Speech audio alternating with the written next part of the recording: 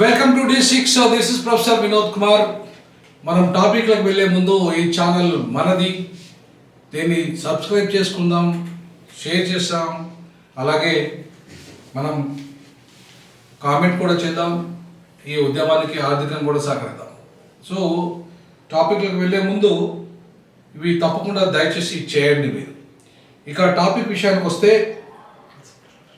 ఇది గాంధీ వైపు రాహుల్ ఉంటే గాడ్సే వైపు మోదీ ఉన్నాడు. మనం రాహుల్ గాంధీని మద్దతుగా నిలుద్దాం. రాజ్యాంగాన్ని మారుస్తా అంటున్న మోదీ ప్రయత్నాలను అడ్డుకుందామని రేవంత్ రెడ్డి పిలుపునిచ్చాడు. దాన్ని స్వాగతిస్తూనే మీరు అంటే ఉత్తరాది పార్టీలైన కాంగ్రెస్ మీరు గాంధీ వైపు ఉంటే, అలాగే మరో ఉత్తరాది పార్టీ అయిన బీజేపీ గాడ్సే వైపు ఉంటే, మేము దక్షిణాది వాళ్ళంగా, ముఖ్యంగా కుల నిర్మూలన సిద్ధాంతాన్ని యథాతథంగా అమలు చేస్తున్న పెరియార్ వారసులంగా, మేము పూలే వారసులంగా మేము అంబేద్కర్ వైపు ఉంటాం. సో మేము అంబేద్కర్ వైపు, మీరు గాంధీ వైపు గాడ్సే వైపు ఉండండి, మేము అంబేద్కర్ వైపు ఉంటాం. సో మొత్తం ఈ దేశంలో ఉన్న బహుజనులారా, మీరెటువైపు? గాంధీ వైపా, గాడ్సే వైపా, అంబేద్కర్ వైపా? మనం ఒకవేళ గాంధీ వైపు ఉంటే మనల్ని మోసం చేసిండు గాంధీ కమ్యూనల్ అవార్డును ఇవాళ వ్యతిరేకిస్తూ, కమ్యూనల్ అవార్డు ఏదైతే ఉందో 1932 సెప్టెంబర్ 24వ తారీఖు ఈ అవార్డుకు వ్యతిరేకంగా గాంధీ ఇవాళ ఆమరణ నిరాక్ష చేశాడో, అప్పుడే ఆ అవార్డును ధిక్కరించాడు. అంటే ప్రత్యేక నియోజకవర్గాలు దళితులకు ఉండకుండా, ప్రత్యేక ఎలక్ట్రోడ్స్ అంటే ప్రత్యేకంగా దళిత నాయకులు దళితులు ఎన్నుకోకుండా ఏ కుట్ర అయితే గాంధీ చేసి ఇలా ఏనాడు ఆమరణ నిరాక్ష చేయలేదు. ఆయన తన జీవితకాలంలో కేవలం సత్యాగ్రహం మాత్రమే చేశాడు. ఆమరణ నిరాదీక్ష ఒకే ఒకసారి గాంధీ తన జీవితకాలంలో చేశాడు. అది దళితులకు వ్యతిరేకంగా చేశాడు. దళితులకు కమ్యూనల్ అవార్డుకు వ్యతిరేకంగా మాట్లాడిన గాంధీ వారసులైన రాహుల్ గాంధీ, అట్లాగే కాంగ్రెస్ ఇలా దళితులను నిట్టనిలున ముంచిన పార్టీగా ఇలా చరిత్రలో మనకు కనబడుతుంది. అది ఇవాళ గాంధీ వారసులు యొక్క నేచర్. వాళ్ళ దళితులను మోసం చేసిన గాంధీ ఇలా మనల్ని బానిసలం చేశాడు. ఏ రిజర్వేషన్లు అయితే కమ్యూనల్ అవార్డుకు వ్యతిరేకంగా వచ్చిందో, ఆ కమ్యూనల్ అవార్డు కనుక మనకు వచ్చి ఉంటే మన నాయకులను మనమే ఎన్నుకునే వాళ్ళము. మన భూమి మనకే ఉండేది, మన ఆత్మగౌరవం మనకే ఉండేది, మన అధికారం మనకే ఉండేది. అది బ్రిటిష్ వాళ్ళు మనకు అందించిన ఒక వరం. ఆ వరాన్ని దెబ్బ కొట్టిన గాంధీ ఇలా హిందూ మతంలో నేను చస్తా, అవసరం అనుకుంటే హిందూ మతం మొత్తం చీలిపోతుంది, దళితులకు ప్రత్యేక నియోజకవర్గం ఉండడానికి లేదు, వాళ్ళు హిందూ మతంలో భాగమే, వాళ్ళు బానిసలుగా ఉండాల్సిందే, వాళ్ళు బానిసత్వంలో జీవించాల్సిందే, వాళ్ళ జీవితము బానిసత్వంలో అంధకారంలో ఉండాల్సిందే, వాళ్ళకి ఏ మతం మారినా కూడా రిజర్వేషన్ వర్తించాయి. హిందూ మతంలో బానిసలుగా అంధకారంలో ఉండి మీరు బానిసలుగా ఉంటేనే, మీరు మతం మారకుండా, మేము అంటరాని వాళ్ళ మిమ్మల్ని చూసినా, అణిచివేసిన హత్యలు చేసినా, బరువు హత్యలు చేసినా, మిమ్మల్ని అనేక రకాల హింస పెట్టినా మీరు అందులోనే ఉండాలి అని చెప్తున్న గాంధీ వారసులుగా ఉందామా? అంబేద్కర్ ఏ కుల నిర్మూలన ఎజెండా కోసం, ఏ గాంధీ నటన, ఏ గాంధీ తెచ్చిన ఏ నియోజకవర్గాలు, ప్రత్యేక నియోజకవర్గాలు కాకుండా, ప్రత్యేకంగా మనకు సెటిల్మెంట్ కాకుండా హిందువులతో పాటు, అది కూడా హైందవులతో పాటు, నాట్ హిందువులు, హైందవులతో పాటు ఆధిపత్య విదేశీ వర్గాలతో పాటు మనం బలవంతంగా అందులోనే ఉండి వర్ణ కుల వివక్షతను అంటరానితనాన్ని అనుభవిస్తూ అదే మతం హైందవ మతంలో ఉండి మనల్ని బానిసలుగా చేసిన ఈ రిజర్వేషన్ల వ్యవస్థ ఏదైతే ఉందో, ఈ రిజర్వేషన్ల వ్యవస్థ మనల్ని పర్మనెంట్గా బానిసత్వంలోకి నెట్టేసిందే తప్ప మనల్ని విముక్తి చేయలేదు. రిజర్వేషన్లు తాత్కాలిక ప్రయోజనం లేదు, కేవలం కుంటి వాళ్ళకు మాత్రమే ఊతకర్రలా పనిచేస్తాయి. కేవలం ఆ ఊతకర్రలతోనే మనం ఏం సాధించలేము. మనం పరిగెత్తాలంటే రాజకీయ అధికారం వైపు పోవాలి, కుల నిర్మూలన సిద్ధాంతం వైపు పోవాలని చెప్పి ఒకవైపు అంబేద్కర్ చెప్పాడు, మరొక వైపు కాంక్షణం చెప్పాడు.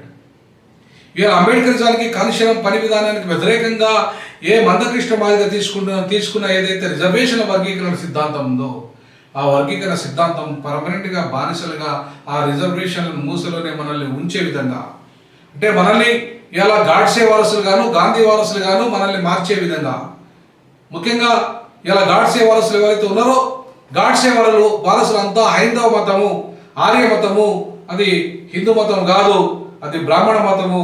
ఆ మతం వర్ణ వ్యవస్థను కుల వ్యవస్థను సమర్థించింది. హిందూ మతం వర్ణ వ్యవస్థను కుల వ్యవస్థను వ్యతిరేకించింది. హిందూ మతం కాదు జీవన విధానము, హైందవ మతము అది జీవన విధానం కాదు, అది బ్రాహ్మణ యొక్క అధర్మము, అది సనాతన అధర్మము, అది మనుషులుగా చూడని మతము, అది మనుషులుగా అణచివేసి వర్ణాశ్రమ ధర్మాన్ని, కుల ధర్మాన్ని, అంటరానితనాన్ని పెంచిపోయించిన గాడ్సే మార్గంలో ఇలా మందకృష్ణ మాదిగా ఉంటున్నాడు.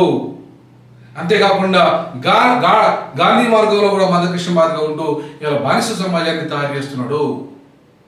సో బానిసలుగా ఉందామా? మరి బానిస సమాజానికి విముక్తిగా అటువైపు గాడ్సే వైపు కాకుండా, ఇటు గాంధీ కాకుండా అంబేద్కర్ వైపు ఉందామా? ఎటువైపు ఉందామో బహుజనులారా తెలుసుకోవాల్సిన అవసరం ఉంది. ఇప్పుడు వాళ్ళ రాహుల్ గాంధీ చెప్తున్నట్టుగా, రాహుల్ గాంధీ అంటే మన రేవంత్ రెడ్డి చెప్తున్నట్టుగా ఇలా ఆధిపత్య వర్గాల మోచేతుల నీళ్లు కాకుండానే మనం ఉందామా?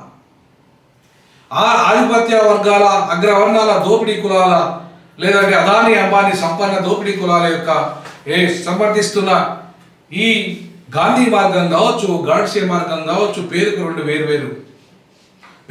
వేరు. అది సెక్యులర్ కాంగ్రెస్ పార్టీ, ఇది హైందవ బీజేపీ పార్టీ. ఈ రెండు పార్టీలు బ్రాహ్మణ పార్టీలే. ఒకటి సెక్యులరిజం పేరుతో మన మీద ఆధిపత్యం చేస్తుంటే, ఒకటి హిందూ హైందవ ధర్మం పేరుతో మన మీద ఆధిపత్యం చేస్తున్నారు. వర్ణాశ్రమ ధర్మం పేరుతో, సనాతన ధర్మం పేరుతో అధర్మాన్ని ఇవాళ రాజ్యాంగ వ్యతిరేకంగా పనిచేస్తున్న అధర్మాన్ని ఇవాళ ముందుకు తీసుకెళ్తున్నాయి. ఇవాళ అదేవిధంగా గాంధీ మార్గం కూడా ఒక రకంగా అది సెక్యులరిజం పేరుతో, పరమత సహనం పేరుతో మళ్ళీ మన మీద ఆధిపత్యం చేస్తున్న సంపన్న దోపిడీ కులాల యొక్క బ్రాహ్మణ ఆధిపత్య వర్గాన్ని, ఇలా ఆర్య ఆధిపత్య వర్గాన్ని, వర్ణాశ్రమ ధర్మాన్ని సెక్యులరిజం రూపంలో ఇవాళ గాంధీ వారసులు మన మీద రుద్దితే, గాడ్సే వారసులు ఈ రకమైన బానిసత్వాన్ని, ఇద్దరూ బానిసత్వాన్ని మన మీద రుద్దిన వాళ్ళే, బహుజనుల మీద బానిసత్వాన్ని నెట్టిన వాళ్ళే. కాబట్టి మనం ఎటువైపు ఉందాం? మనం అంబేద్కర్ వైపు ఉందామా? మనము గాంధీ గాడ్సే వైపు ఉందామా? సో ఇవాళ రేవంత్ రెడ్డి గాంధీ వైపు తీసుకెళ్తున్నాడు. బండి సంజయ్ లాంటి వాడు ఇలా గాడ్సే వైపు తీసుకెళ్తున్నాడు. బుద్ధి లేని బండి సంజయ్ గాడ్సే వైపు ఉంటే, రేవంత్ రెడ్డి ఇలా అగ్రకుల ఆధిపత్యం కోసం గాంధీ వైపు మనల్ని రమ్మంటున్నాడు. బహుజనులారా తెలుసుకోవాలి, పూలే అంబేద్కర్ వారసులా తెలుసుకోవాలి, పెరియార్ వారసులారా తెలుసుకోవాలి. మీరు ఎటువైపు? గాంధీ వైపా, గాడ్సే వైపా, లేదా అంబేద్కర్ వైపా? ఎటువైపు? మీరు ఎటువైపు? ఇవాళ మీరు బానిసలుగా ఉండాలనుకుంటే, ఇవాళ మందకృష్ణ మాదిగా ఏదైతే వారి కులం పురాదుల మీద ఏదో సమాజ నిర్మాణం, సామాజిక ఏమంటున్నాడు, అది ఎట్టి పరిస్థితుల్లో సాధ్యం కాదు. అది బానిసలను తయారు చేసే ఉద్యమం. అది ఒక రకంగా గాడ్సే వారసులను గాంధీ వారసులకు బానిసలుగా బహుజనులను నెట్టేసే ఉద్యమం. మరి అంబేద్కర్ కుల నిర్మూలన ఉద్యమం, అంబేద్కర్ అస్తిత్వం ఆత్మగౌరవ ఉద్యమం, అంబేద్కర్ సిద్ధాంతం మనల్ని రాజకీయ అధికారం అయిపోయి నడిపే సిద్ధాంతం. కానీ అదే గాంధీ గాడ్సే వారసుల సిద్ధాంతం మన ధర్మం వైపు, మనల్ని బానిసలను చేసే వైపు, బానిసలకు బానిస అయిన మందకృష్ణ మాదిగ లాంటి వాళ్ళు ఇవాళ మనల్ని ఎటువైపు తీసుకెళ్తున్నారంటే అటువైపు తీసుకెళ్తున్నారు. గాడ్సే వైపు, గాంధీ వైపు మాత్రమే, అంబేద్కర్ వైపు కాదు. అది నిజంగా అంబేద్కర్ వైపు తీసుకెళ్లాలి అనే సిద్ధాంతం కనుక ఉంటే కుల నిర్మూలన సిద్ధాంతం వైపు ఉండాలి. అంతేగాని ఒక మాదిగ పేరు మీద ఇవాళ తోటి అంటరాని వాడిని నిందించడం, అగ్ర కులాన్ని ఎంత దోపిడీ చేసినా దాన్ని ప్రశ్నించకపోవడం, ఈడబ్ల్యూఎస్ పేరు మీద, ఈడబ్ల్యూఎస్ రిజర్వేషన్ల పేరు మీద ఎట్లాంటి కమిషన్ లేకుండా ఇవాళ ఎవరు డిమాండ్ చేయకుండానే అగ్రవర్ణాల ప్రయోజనాల కోసం వాళ్ళు 3% మాత్రమే వాళ్ళు సంపన్నులుగా ఉంటే, వాళ్ళకు 10% రిజర్వేషన్లు అధర్మంగా ఇచ్చిన సనాతన అధర్మవాదులు పాలన చేస్తున్న క్రమంలో ఆ సనాతన అధర్మవాదులు వాళ్ళ యొక్క సంకరాగడానికి ఇవాళ బీజేపీ వాళ్ళ ఓట్ బ్యాంక్ ప్రయోజనాల కోసం ఇవాళ వైపు 10% వాళ్ళు 3% ఉంటే 10% రిజర్వేషన్ ఇస్తూ ఓపెన్ కేటగిరీలో 32% కూడా వాళ్ళకి అటు కేంద్ర ప్రభుత్వ ఉద్యోగాలలో రాష్ట్ర ప్రభుత్వ ఉద్యోగాలలో ఇలా దాన్ని అమలు చేస్తూ ఈడబ్ల్యూఎస్ రిజర్వేషన్లను మనకు గండి కొడుతున్నది. రిజర్వేషన్ల స్ఫూర్తికే గండి కొడుతున్నది ఆర్థిక ప్రాతిపదికన రిజర్వేషన్.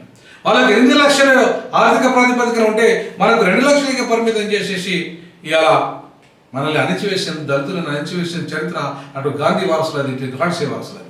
ఈ గాంధీ వారసులు, గాడ్సే వారసులు అగ్రవర్ణ ప్రయోజనాలకు, సంపన్న దోపిడీ వర్గాలకు, దోపిడీ కులాలకు మాత్రమే వాళ్ళు ప్రాతినిధ్యం వహిస్తుంటే ఇలా అంబేద్కర్ వారసులు బహుజనులుగా ఉన్నారు, పీడితులుగా ఉన్నారు, ఇలా తాడితులుగా ఉన్నారు, అణచివేతకు, ఆకలికి, అవమానానికి ఎదుర్కొంటున్న వాళ్ళుగా ఉన్నారు. వాళ్ళకు సామాజిక న్యాయం కాదు కావాల్సింది, సామాజిక పరివర్తన, ఆర్థిక విముక్తి. సామాజిక పరివర్తన, ఆర్థిక విముక్తి, రాజకీయ అధికారము, ఈ 3 వాళ్ళకి కావాలి. ఈ 3 కావాలంటే అంబేద్కర్ సిద్ధాంతమే, అంబేద్కర్ మార్గమే శరణ్యం.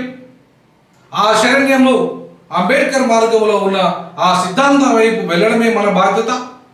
నిజమైన విముక్తి అక్కడనే ఉంది. ఇటు గాంధీ వారసుల్లో, గాడ్సే వారసుల్లో లేదు.